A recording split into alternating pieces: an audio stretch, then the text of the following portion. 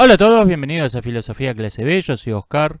Me enteré por el canal Los Herederos de Alberdi que están juntando firmas en Rosario, Argentina, para remover una estatua al asesino Ernesto Guevara y cambiarle el nombre a un parque público. Les dejo el link en la descripción, yo ya firmé, no toma más que un minuto. Me llamaron la atención dos cosas de este asunto. Una, ya compartí este link en la sección comunidad de filosofía de película y varias personas dijeron si esto no es lo mismo que lo que hace Black Lives Matter en Estados Unidos. No, no estamos hablando de ir a vandalizar monumentos. De hecho, alguien lo propuso esto cuando fue las protestas en Cuba. No cuenten conmigo. Para apoyar el vandalismo, no cuenten conmigo. No me importa quién sea la persona en la estatua. Eh, Esto se trata de remover un monumento público de modo legal. No estamos hablando de ir de un acto de vandalismo. Si alguien quiere tener en el jardín de su casa una estatua de Ernesto Guevara pagada con su dinero, me parece perfecto, que disfrute sus derechos a la propiedad privada y a la libertad de expresión del modo que mejor le parezca. No cuenten conmigo para el vandalismo. La otra cuestión que quería comentar, me llamó la atención lo que decía este canal sobre que esto era inimaginable unos pocos años antes. Hace una década esto era inimaginable, porque la gente no sabía quién era Ernesto Guevara. Lo conocía por películas de mierda de Hollywood y otras formas de propaganda marxista, pero no sabía quién era Ernesto Guevara. Hoy en día, en cambio, la gente que está juntando firmas para remover esta estatua es porque sabe quién es Ernesto Guevara. Um, Se acabaron lo que Susan Sontag llamaba fotografías celebridades. Una fotografía de celebridad es una foto que es más famosa que la persona que aparece en ella. Ernesto Guevara fue una fotografía celebridad. Se acabaron las fotografías celebridades con internet. Hoy en día todo el mundo sabe quién es la persona de la foto. Ya Gandhi no es el tipo de la película de Hollywood y las boludeces escritas en señaladores de libro. La gente sabe quién fue Gandhi, la gente sabe quién fue Ernesto Guevara, la gente sabe quién fue Mandela, largos, etcétera. La gente me refiero al que quiere saber. El que quiere saber con dos búsquedas en Google sabe quién fue la persona, la persona de la foto. No hay más fotografías celebridades. Aleluya. Um, Me preguntan qué pienso del cliché del enemigo mente colmena en las películas. Me citan el ejemplo de los orcos del Señor de los Anillos. Yo creo que se puede interpretar de dos modos esto. Por un lado tenemos el orco, el Stormtrooper, que es el enemigo que se puede matar sin ningún cargo de conciencia. Porque no tiene nombre, no tiene familia y no tiene rostro. Por ejemplo, los Stormtroopers de Star Wars son quizás un mejor ejemplo. No tienen nombre, no tienen rostro, no tienen familia. Ese es el enemigo típico, el minion típico de película de acción al que se lo puede matar sin problema, porque está deshumanizado. Cuando alguien tiene nombre, tiene rostro, tiene familia, lo vemos como un ser humano. Con solo esos tres hechos, esos solo tres datos, ya estamos viendo una persona. Por otro lado, también está la colmena en este sentido del enemigo que es aparentemente invencible, pero tienen una reina, son como insectos sociales, tienen una reina y si mata a la reina, todos los demás dejan de pelear y se rinden. Por cierto, los insectos sociales no hacen eso, pero eso me tiene harto. El punto débil, absurdamente débil y absurdamente importante me tiene harto ese cliché. Es todavía peor que los microbios de la guerra de los mundos.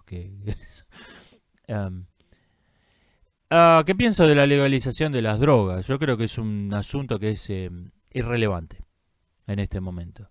Incluso sin contar la pseudociencia de la psiquiatría como narcotráfico, el consumo de drogas es totalmente, universalmente extendido.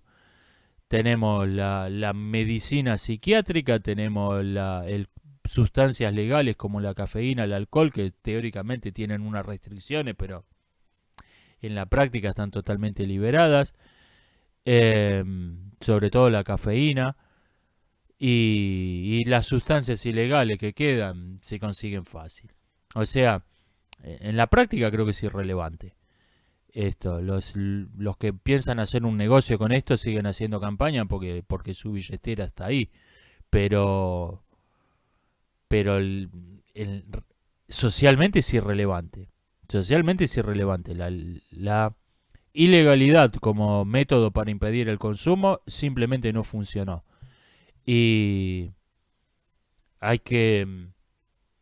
Yo creo que hay que ir a la cuestión de fondo. ¿Por qué estamos viviendo en una sociedad de drogadictos? ¿Por qué todo el mundo se está metiendo toda clase de cosas en su cuerpo como la cosa más normal del mundo? Yo creo que hay que ir al punto, no discutir boludeces que le importan únicamente a los narcos que piensan ganar unos dólares con esto. Si es legal, si no es legal. Vamos a ir yo creo que hay que ir a la cuestión de fondo. ¿Por qué la drogadicción se incorporó como un elemento normal de la vida? Eso es el asunto. Me preguntan qué pienso de los 10.000 dildos de madera que compró el gobierno de Argentina. Yo creo que está todo el mundo hablando de este asunto. Y yo creo que todo el mundo está hablando del aspecto menos importante, que es lo caro que costaron. Como si ese fuese el problema. Y no, ¿para qué quieren un dildo en un salón de clases? ¿Para qué lo van a usar? La mentira oficial es que para enseñar a los chicos cómo se pone un condón, lo cual no es ciencia de cohetes. Yo creo que ese es el asunto. Al margen de lo que costó, ¿para qué quieren un dildo en un salón de clases? ¿Qué hace eso ahí? Ese creo que es el asunto, que no lo está discutiendo. Todo el mundo está hablando de lo caro que es esto. Que sí, que a la ministra de Salud le rompieron el culo con este producto, sí, pero no es el punto. No es el punto. Hablando totalmente en serio, a los que tengan chicos en las escuelas, sáquenlos. Sáquenlos mientras pueda. En otros países esto es difícil. En Argentina a nadie le importa una mierda si mandás a tus hijos a la escuela o no. Sáquenlos de ahí. En otro momento hubiera dado una respuesta más, hubiera hecho un comentario más matizado, sáquenlos. Sáquenlos, les van a hacer el favor más grande de su vida. Al que tenga hijos en la escuela, sáquelo. Sáquelo de ahí. Lo antes posible, mientras pueda y lo antes posible. Y no sé, si tienen un negocio, que llévenlo a que les dé una mano en el laburo al pibe. Que aprenda cómo es la vida, cómo es un trabajo, cómo es tratar con gente. Sáquelo de ahí, sáquelo de esa locura, sáquelo de la escuela, sáquelo mientras pueda.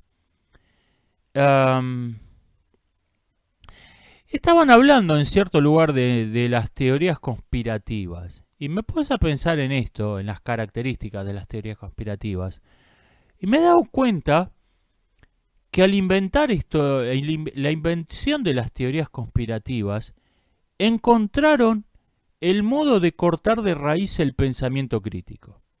Encontraron el método perfecto. ¿Por qué?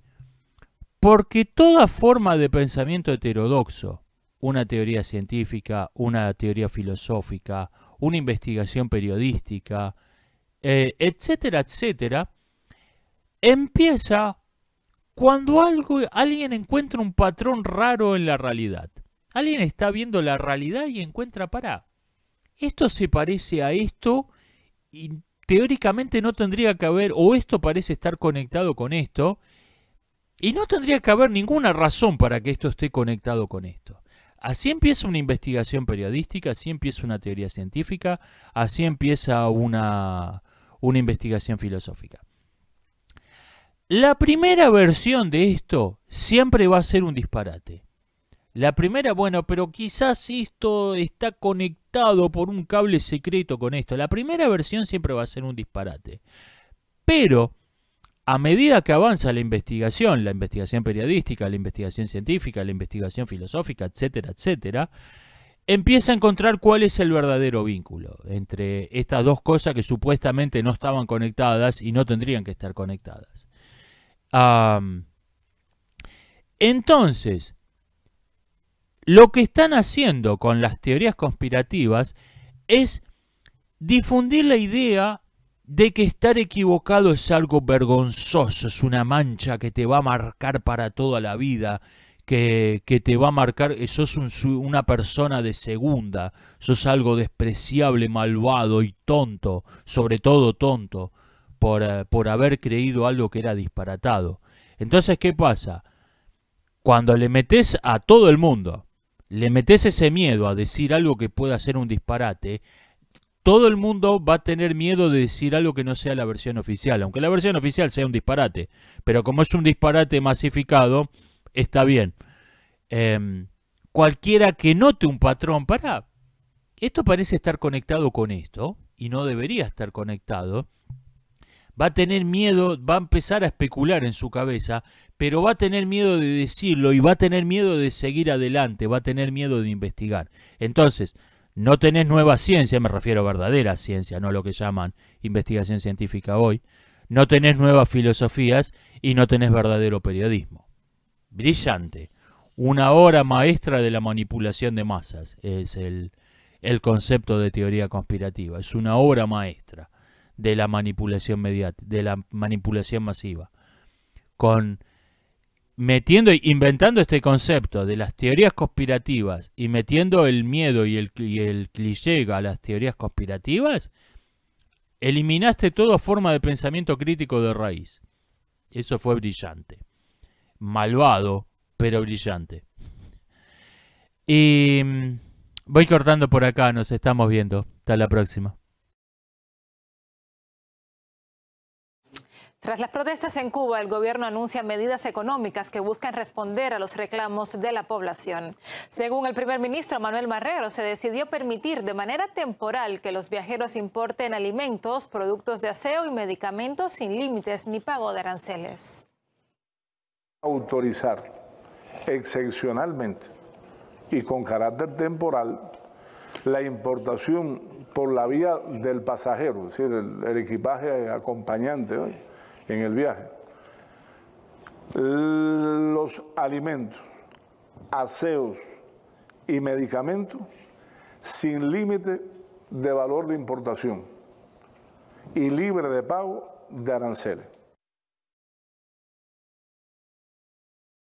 Aquí la lógica es simple. Washington ya la ha aprobado repetidamente en diferentes situaciones, pero todas desde la misma perspectiva, la incitación de las revoluciones de color en los regímenes no deseados. En primer lugar, se introducen sanciones contra ellos. Se crean o se aplican desde el exterior problemas artificiales, pero que agravan la situación socioeconómica.